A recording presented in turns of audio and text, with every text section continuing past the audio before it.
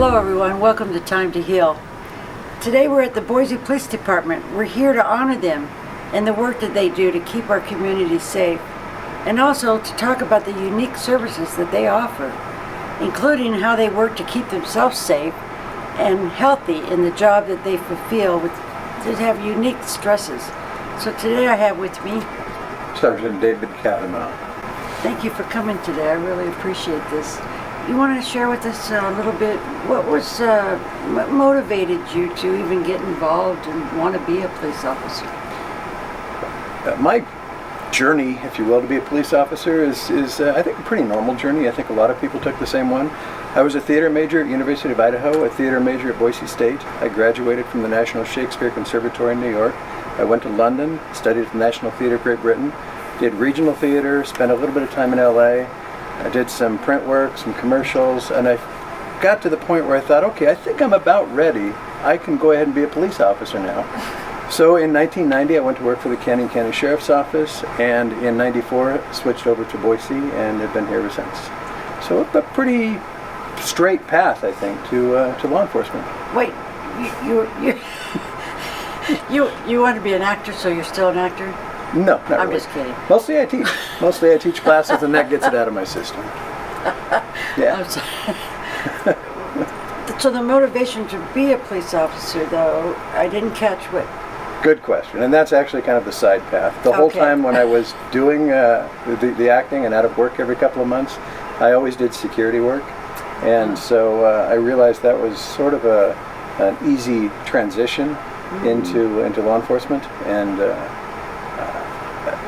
part of acting is sort of community service, and you're trying to let people's day end better or go a little bit better. And doing security, you're also protecting people and their property. I worked at a hospital in New York, security for 2.5 years, so quite a bit of time dealing with protecting people and property and keeping the peace that way. So again, it's not a huge jump depending on how you look at it. And for me, it was a real smooth transition to wanting to help people. I don't like bullies, never have, and that's a large portion, I think, of what police officers do, is we try and help people who are dealing with bullies, whatever type of bully that might be. It takes a special person to do what you do. Tell us a little bit about your unit. What do you specialize in? I have several specialties, but the specific one that I know we're here to talk about is crisis intervention. And through my work with the police department, obviously everybody who's been an officer any place for any length of time knows that dealing with people who have suffered from mental illness are prone to crisis, and when they reach that crisis stage, it's extremely frustrating for an officer whose whole purpose is to try and help people, for us to not be able to help that person. How do you help a person who suffers from chronic mental illness, who's in crisis, and who really needs long-term assistance? That's not what we're geared for. We're geared to go to the scene of the problem, to calm everything down, to solve it, and leave in 15 or 20 minutes, or if you watch TV, in 43 or 44 minutes, excluding commercial breaks. So we don't get to do that, and it can be extremely frustrating. And then to go back to those same homes over and over again, it's extremely frustrating to us. And the model for this first came about, the model that's widely accepted across the country, and I'm sure there were other models before. In 1988 in Memphis, they created a model for crisis intervention that is wonderful in its simplicity, because it really just takes core concepts, and then you have to build the program in your own area based on those core concepts. And so that's what crisis intervention team is, sort of in the broad strokes. What it is much more specifically is it's officers being empowered to connect people with services, so that it certainly isn't going to solve the problem, but it's a step toward solving problems for people, to try and get them into people who can help them. I was out in the Capitol and they were talking about that and stopping where they're not arresting them anymore. They have mental health issues. Is that part of your unit? Well, that's a nationwide struggle, and I trying to really even address that in a venue like this is tricky because that's talking in very broad generalizations. I can go back many, many years before I was an officer and say that traditionally, if an officer was dealing with someone with mental illness and there really were no other services for them, the best way to keep the person safe was to take them to jail. So that way they're at least in a safe environment where they're not going to hurt themselves. Yes. But that's not a great solution. That's not solving anybody's problem. And so we needed solutions that are better than that. Plus there's statutory limitations. You can't take someone to jail for mental illness, so you have to have a crime. And even then, if it's a small crime, isn't it better to try and get the person to help? Yes. Well, that's great, but then there's no resources. Or what resources there are, they're difficult to navigate, they're difficult to get through. And that's another one of the components of crisis intervention, is to try and help the officers better understand that process. So I guess maybe it might be a good time to maybe describe a little bit more about the process and what we go through as a department. Give me an example of what kind of call you would go out to. The first, before I get to the call type, crisis intervention team is, and the best example I've given is that it's about 80% partnerships and collaboration and 20% training, because the officers are already trained to help people in crisis, to de-escalate crisis. We're trained to use basically verbal judo to try and calm them without yelling back at them. You yell at me, I yell at you. Yeah. Instead, I try and talk softer to you. I listen to what you're saying, and I try and help you talk through your things so that eventually you'll start listening to me, and then maybe we can work out a solution. That's the verbal portion of it. Officers are already trained to do that. But once I've got you calm, now what? Then what do I do? Okay, you're calm, you're great. See you in an hour, and you call back. I'm out of here. I got to go do something else. So that partnership is a huge component of that, because once I've got you calm and I've got you at least listening to some of what I'm saying, now what's the next step? That's the partnerships and the collaboration. And so we've had huge support from the Department of Health and Welfare, from Community Paramedics program through Ada County, from the various psychiatric hospitals, both public and private. So we have a lot of people we can call to try and help connect people with services once they've calmed enough from that crisis point that they're willing to listen. And maybe they're close enough to the crisis point that they say, wow, okay, I see what I was like just a few minutes ago, and that wasn't good. That's not a place I want to be. So maybe talking to somebody would be a good idea. So that's that first step, to get them to realize that maybe we do need to talk to somebody, and then the officer now can connect them with those services. That's that partnership and collaboration portion. Are those services that they're connected with, are they connected before you leave, or they just have information who to contact? Both. Department of Health and Welfare had their budget cut pretty substantially, but they have been a fantastic partner for us with what resources they have. So that if they have someone available, they'll actually come to the scene with the officer. So let's say you're a person in crisis, I've got you calm. I can call the mobile crisis number, and if possible, they'll send someone right there to come talk to us. And they're master's degree in social work. They are really good at dealing with folks in crisis suffering from mental illness. And so they can then work on that next step. What's tomorrow going to look like for you? How are we going to get you into a counselor, or help you afford your medication, or get you into better housing, or whatever?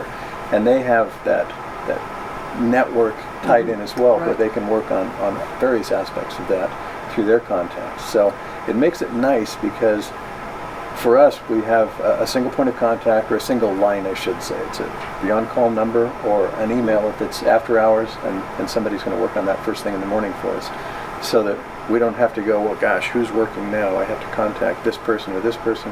It's one phone number or one email. Okay. And then for the officers, it's the same. They just contact me, or they can go directly.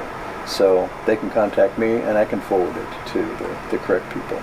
So that's a fairly regular thing. I received one this morning. I think I had two yesterday. So it's a pretty ongoing referral process that the officers provide me of folks in crisis, and then we set up those resources. We get the resources pointing in their direction.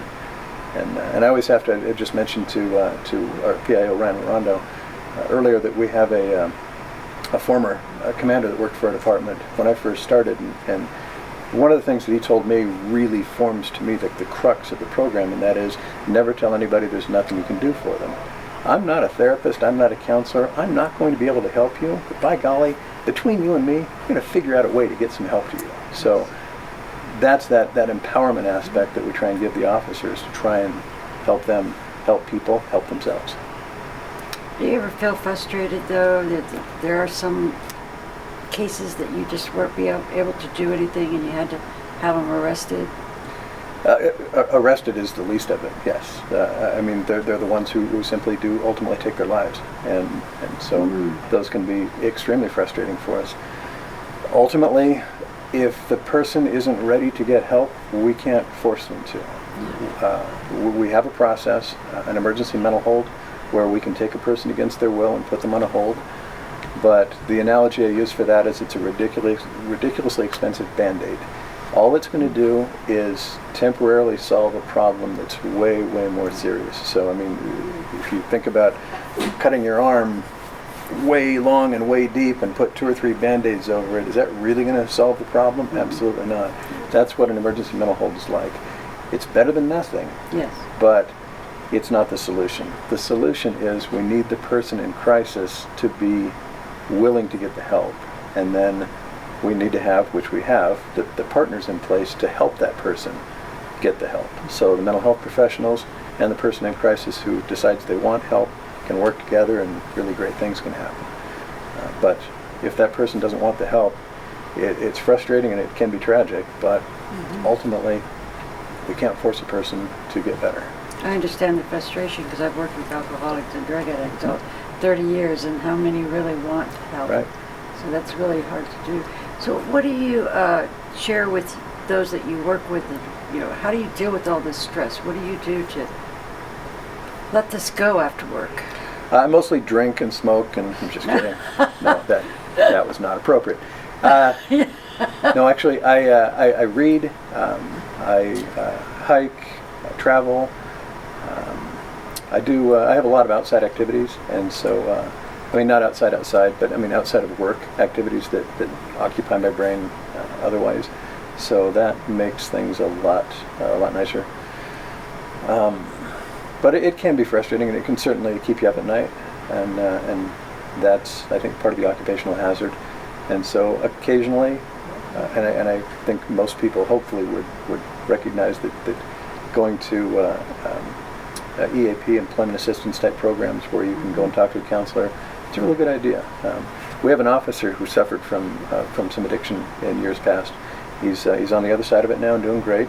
And he told me a while ago that he goes back every year and sees a counselor a couple of sessions just to kind of get a checkup, see how he's doing. Yeah. And that was really good advice when he was talking to me about that. And I thought that's really a good plan. Catch it ahead of time. Catch it before you get to that crisis point. Or if you start to see that stress building up, do something that's going to be a little bit more healthy than the drinking bit, and find some way to relieve that stress a little bit. Well, with males, it's very difficult because the macho, and especially being a police officer, I'm supposed to handle this. But we are sick as our secrets. But just sharing what's going on with somebody, that's the secret. Because I have been sober and clean 35 years. I've been an alcohol and drug counselor for 30 years. I still call somebody. I don't do this by myself. Right. We've really strived for a cultural change within the department, and I think within most police agencies, where that's really not acceptable to hold those things in, because we do see horrific things. And you need to be able to share that with not only with your family, which that's something else that I at least tell new officers is tell them as much as they can handle. Yeah. Because to go home and have your night eating up on you a little bit, and then to just say, no, I'm fine, and to blow off your family, that's not healthy either. So if you can't talk to your family, then find somebody you can talk to. And even if you can talk to the family, maybe both of you need to go to talk to somebody else to help everyone deal with it a little bit more healthy. So. Do you know how to fix people? I've got a magic wand. I wish I No, I knew how keep to. one in the office just in case. Boop, there you go, excellent. Talking to the community, what would you say to them? What steps can they take to help you? Is there anything that they could do to help when somebody's in a crisis? Well, there's a few things. There's a few important bits for us. One of them is to understand that police officers are there to help. I had an example. It was I was at the station. I'm not sure if I think I was doing paperwork, and a couple of officers from my team were sent to a person's house, and he was suicidal. He had just been released from the psychiatric hospital. He had immediately gone to a bar, become extremely intoxicated, and after the fact, he had told us that he didn't feel like he was ready to be released, and the first thing he did was try and sort of calm the demons by drinking, and he ended up going to his mom's house and got into the kitchen, got some knives, and was threatening to kill himself. Mom called us, so our officers responded, but the first thing Mom did was she was worried that we might come in and hurt her son, so she stood in the kitchen door blocking the officers being able to go in to the kitchen, but son was just on the other side of Mom, armed with knives, and was suicidal, extremely agitated, and at some point made some statements that gave the officers cause to believe that Mom was now in danger. So instead of letting the officers do their job, she called them there and then essentially tied their hands, in her own mind, with the greatest of intentions, but in fact it put everybody in a lot more danger. In this case, they did have, it's called a 40 millimeter, it's a large rubber bullet basically. That was closer than we like to use it, but it was really that or using lethal force, or getting to the point where lethal force is going to be the only option. So Mom essentially, by trying to do what she thought was the right thing, put her son in even greater risk. So that prompted us to do some additional training for mental health professionals to really let them know what our tactics are, what resources are at our disposal, and how we can at least try to help. So if you call us, if someone's in crisis, let us do our jobs. That's what we're trained to do, that's what we practice doing, and we're going to do the very best job we can. But taking away our tactics, taking away our options, by insinuating yourself in the wrong position there can make things much, much worse. So when they call the police department, then they don't know about your unit. The dispatcher knows when I say I have somebody that's telling me they want to commit suicide. The dispatcher goes to, I'm just confused how it works. Well, about 25% of the sworn officers have been through the 40-hour training, but all of the officers have been through verbal de-escalation training. They've all been given brief training on what resources are available, and so the person who responds is going to have at least some training on how to help to de-escalate the situation and how to get the person connected to some services. So dispatch will send an officer, and it depends on who's available, as whether or not they've gone through the full 40-hour class or have had just the standard training that we get, which, I don't know, probably works out to 20 or 30 hours of various types of training. And that's going to depend on how long they've been an officer as well, on how much training they've had, how much opportunity they've had to practice that training. So they would know, but my question again, maybe I confused you, is how do they know to call you? The officers? Mm-hmm. That's part of the training, is especially if they're called to the house of someone who's in crisis but doesn't rise to the level of being taken on an emergency mental hold. That's when they'll send me the note to say this person's in crisis, they're gradually beginning to escalate, and here's what happened.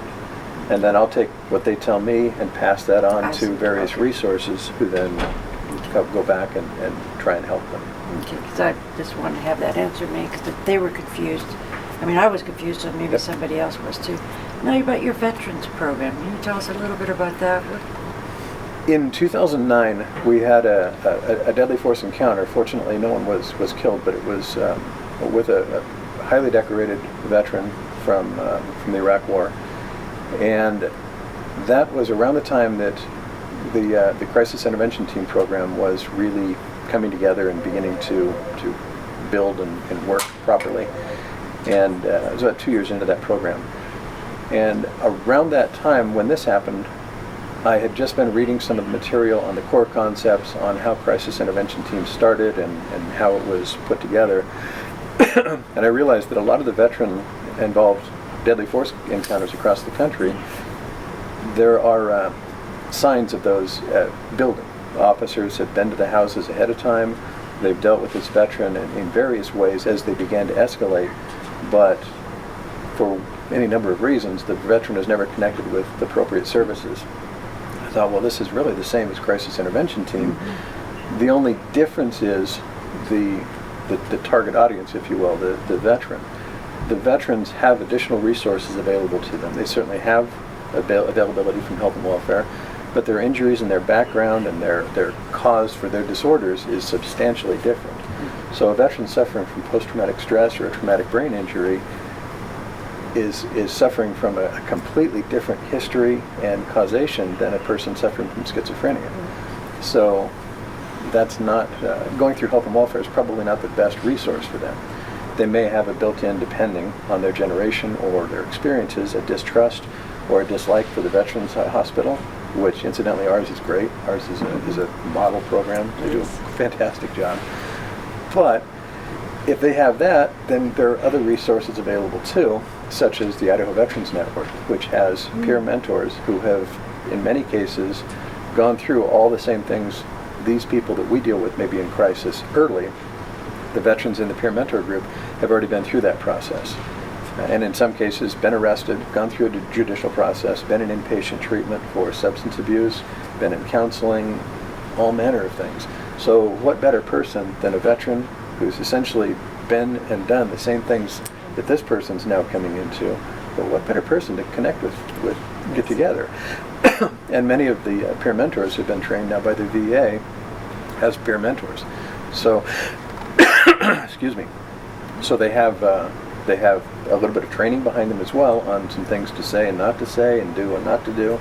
So it's an extremely effective program. So what in the process of reading that material, I realized we do have encounters with veterans all the time prior to them committing crimes, and we see the warning signals, but we don't have anything to do with them. We don't have a resource available. So with the help of the community partners that I mentioned before, as far as that collaboration and partnership, I was able to put together essentially a group of people who I can now make contact with and get the person connected with help before we have that encounter, whether it's an arrest or whatever. So that to me is the best part of the intercept, is we're intercepting them before jail, and that's what we want to do. So that program took off, and then the chief also began a program working with community veterans groups, and that's a huge program now that he actually received an award for just recently for his efforts with that, and that's part of that is the Veterans Court program. And our chief name is? Chief Masterson. So huge progress that we've made in that area. And I presented that topic at the Crisis Intervention Team International Conference the last couple of years, and it's being picked up by more and more places. I give it away to anybody that wants it. I have it written up in a full sentence lesson plan with PowerPoint, so that you just change the names and knock yourself out. So they can contact you. Yeah.